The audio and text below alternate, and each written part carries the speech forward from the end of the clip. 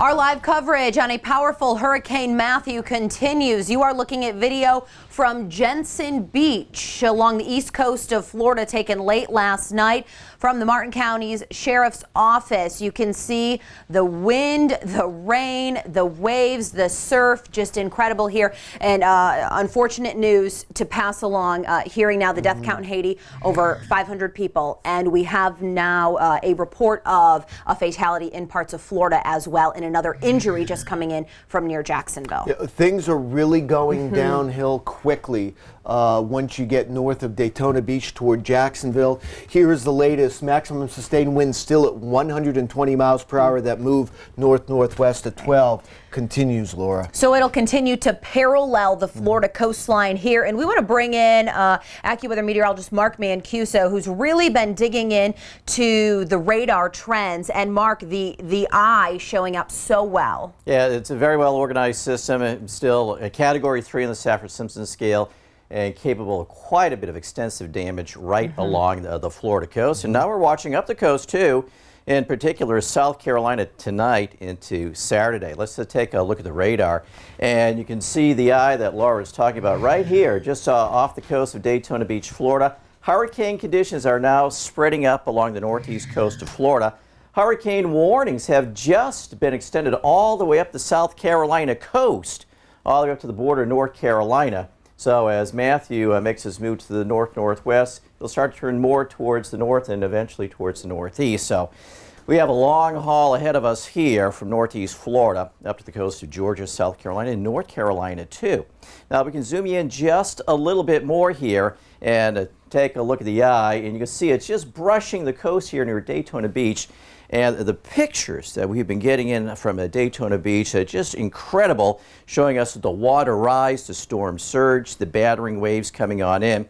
And with the powerful winds in the area, anywhere from 65 to 85 miles an hour sustained, getting a lot of reports of damage to structures and to trees, power outages widespread. Laura told you about the injury up here around Jacksonville. That was actually one of the power line workers, in one of the buckets here. You saw a serious shock. So the power crews are out there trying to restore power. And they're not winning the battle right now. But unfortunately, weather conditions will continue to deteriorate as this stays offshore and batters the coast with this dangerous storm surge. So we are looking at a lot of destruction along the coast as the winds and the seas increase. Around Jacksonville right now, 40 to 60 mile an hour winds, and they'll be getting stronger, especially over to the coast, Fernandina Beach, and over towards Ponte Vedra.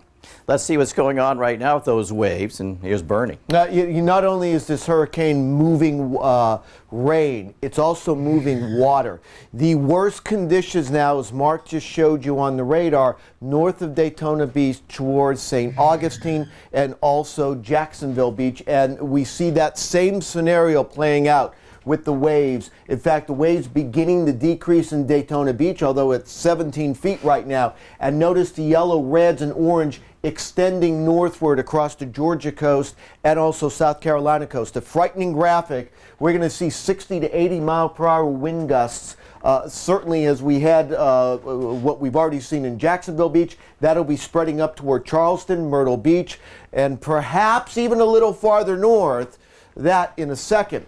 Here's our storm surge, 6 to 10 feet. I think the worst of it now south of Daytona Beach, Laura, is over. But as we head on north around Jacksonville Beach, the St. Simon's Island, and eventually all the way up toward Charleston. A big concern around places like the Battery in Charleston because the way the coastline is oriented and the wind coming in out of the southeast and the east-southeast, we could really see the water piling up there. And then we have the waves on top of it. Now, all morning we've been talking about the possibility of this track perhaps being altered north. That is going to happen in the latest advisory. That is not a sharp turn east, but a turn more gradual to the northeast. Historically, you see these tracks all the time, and that's what it appears we are going to. Hurricane watch is now taking up all the way, I believe, to Surf City, North Carolina, and Myrtle Beach now in a hurricane watch as well. So again, with this being so close to the coast, you don't have to get a landfall to see the very strong wind gusts, especially when your eye